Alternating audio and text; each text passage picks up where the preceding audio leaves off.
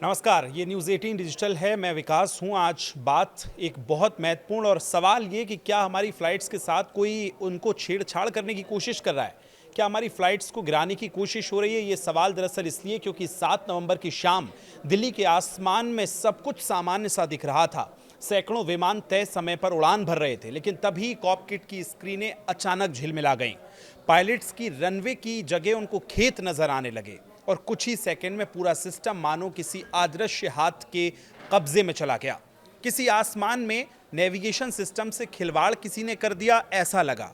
वो भी देश के सबसे सुरक्षित माने जाने वाले एयरपोर्ट यानी इंदिरा गांधी दिल्ली एयरपोर्ट पर।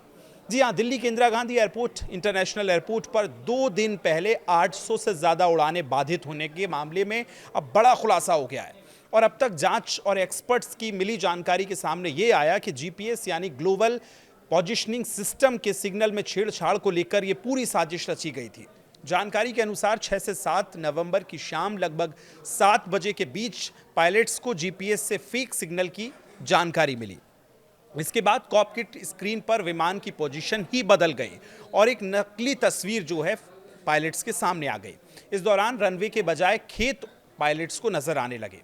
विमान की ऊंचाई को लेकर भी भ्रम की स्थिति पैदा हो गई और फिर विमानों के pilot GPS based auto messaging की बजाय मैनुअल पोजीशन पर शिफ्ट उनको अचानक मजबूरी में करना पड़ा। 7 नवंबर को आईजीआई पर एटीसी के ऑटोमेटिक मैसेज स्विच सिस्टम यानी एएमएसएस में तकनीकी खराबी से फ्लाइट्स ऑपरेशंस 12 घंटे से ज़्यादा प्रभावित रहे और इन 12 घंटों में 800 से ज़्यादा डोमेस्टिक और इंटरनेशनल फ्लाइट्स में देरी हुई, जबकि 20 को रद्द भी करना पड़ा। एयरपोर्ट का ऑपरेशन 48 घंटे के बाद नॉर्मल हुआ। जीपीएस में छेड़छाड़ की वजह से एटीएस को देरी से मैसेज मिलने लगे। ऐसे में विमानों को दिल्ली एयरपोर्ट पर लैंड कराने की जगह जयपुर और आसपास के हवाई अड्डों की ओर डाइवर्ट करना पड़ा। एयर ट्रैफिक बढ़ने से एयर स्पेस में विमानों की आपस में दूरी को भी बढ़ाया गया। इससे किसी भी हादसे को टाला जा सकता था और वही किया भी।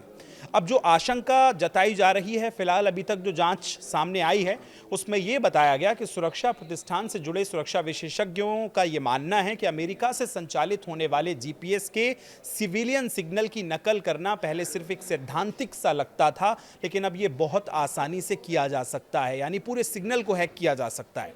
आशंका यह भी है कि दिल्ली साजिश में हैकर्स को किसी विदेशी सरकार की मदद मिली हो, यह भी दावा आशंका ऐसी जताई जा रही है।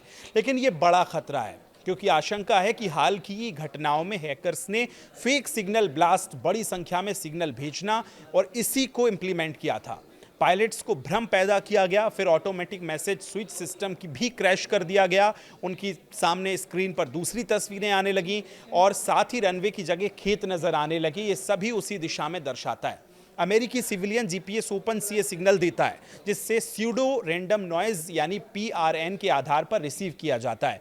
पीआरएन सिग्नल की कॉपी की जा सकती है, जबकि मिलिट्री ग्रेड जीपीएस जो एनक्रिप्टेड होते हैं यानी उनमें किसी का दखल नहीं हो सकता, वो बड़े सिक्योर होते हैं। अब इस पूरी घटनाक्रम के बाद सवाल ये कि इससे खतरा क्या पैदा होता है। तो देखिए, दरअसल देश में सिविलियन विमानों के जीपीएस से छेड़छाड़ के मामले कई पिछले सालों में बढ़ रहे हैं। डीजीसीए ने हाल ही के महीने में कैसी 465 से ज्यादा फेक सिग्नल अब तक रिकॉर्ड किए हैं। अब तक ज्यादातर घटनाएं जम्मू और अमृतसर जैसे सीमावर्ती इलाकों में होती थी, लेकिन अमेरिका अब सिविलियन सिग्नल के लिए भी चिमेरा सिग्नल डेवलप कर रहा है। जीपीएस 3 के ये सिग्नल एनक्रिप्टेड होने के साथ ही सुरक्षित भी होते हैं। अब इन पूरे घटनाक्रमों के बाद उपाय क्या है कि किस दिशा में काम करना चाहिए, तो इसरो का स्वदेशी सैटेलाइट हमारा सिस्टम नाविक जो है उसको विमानन सुरक्षा के लिए बढ़ाया जाएगा और अक्टूबर में इसके मानक भी तय कर लिए गए। ये पूरी तरह से भारत के नियंत्रण में है और विशेषज्ञों के मुताबिक यदि नाविक उपयोग में लाया जाता है तो दिल्ली एयरपोर्ट की हाल की जो घटना हुई है उसको रोका जा सकता था। दिल्ली की यह घटना सिर्फ एक तकनीकी गड़बड़ी नहीं है, बल्कि भविष्य की एक डरावनी झलक भी देखने को मिलती है, जहां साइबर जंग अब जमीन से नहीं बल्कि सैटेलाइट सिग्नल्स के माध्यम से भी लड़ी जा रही है।